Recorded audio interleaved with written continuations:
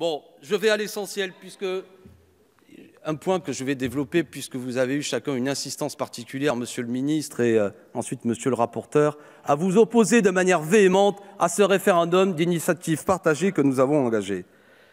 Vous êtes manifestement très inquiet par cette décision, ce qui prouve que nous avons eu raison de le faire. Oui.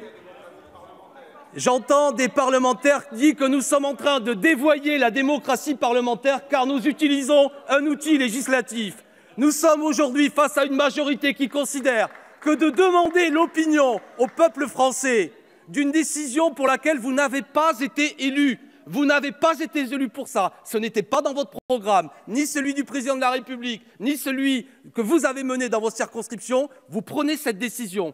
Toutes les études d'opinion démontrent que les Français, lorsqu'ils sont interrogés sur cette question, ne sont pas favorables à cette privatisation et vous voulez passer en force. Et quand nous utilisons le seul outil législatif qui existe, extrêmement complexe au demeurant, extrêmement complexe, qui mérite qu'un nombre très important de parlementaires se prononcent, qui mérite qu'un nombre important d'électeurs s'inscrivent, eh bien vous tremblez, car en dernière analyse, ce dont vous avez peur, c'est du peuple. Oui, vous avez peur, et c'est très inquiétant.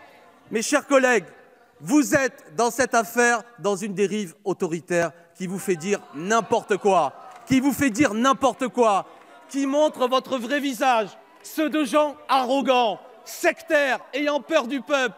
Un ministre a osé dire qu'il y avait une dérive populiste à utiliser la loi. Monsieur le maire, vous êtes incroyable. On devrait vous mettre sous verre. Vous êtes le macroniste aujourd'hui de référence, celui qui dit que quand on veut faire appel à la loi pour que le peuple soit consulté et que le peuple souverain se prononce, vous voyez là une dérive populiste. Vous voudriez que le peuple soit mis à distance.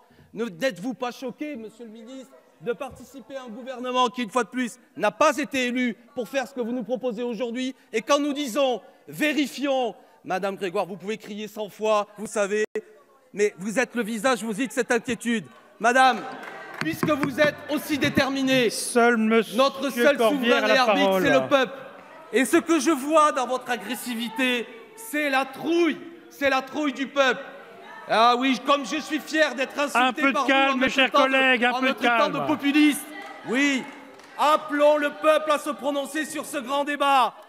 Donnons-lui la parole. Vous qui nous bassinez avec votre grand débat, ayez le courage de donner la parole à 44 millions d'électeurs, aux Français qui sont les propriétaires de la Française des Jeux, qui sont les propriétaires d'Aéroports de Paris, qui sont les propriétaires d'Engie. Parce que vous ne voulez pas leur donner la parole, vous apparaissez sous votre vrai visage. Vous êtes la courroie de transmission d'intérêts privés. Vous bradez véritablement ce qui appartient au peuple. Vous faites de mauvais choix et vous serez sanctionnés pour cela. Vous serez sanctionnés pour cela un jour ou l'autre. J'espère que ce sera le plus vite possible. À ceux qui m'écoutent, je dis, mobilisez-vous notamment le 26 mai à l'occasion de cette échéance européenne. Noyez dans votre participation les mauvais coups qui sont en train de préparer.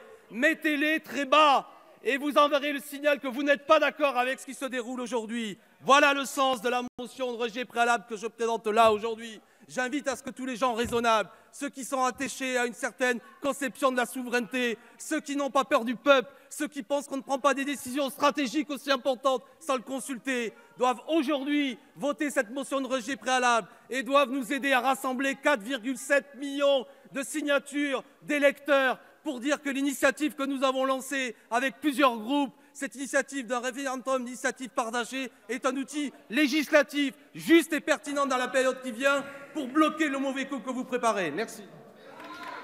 Merci, chers collègues. Je vous informe que sur le vote de la motion de rejet,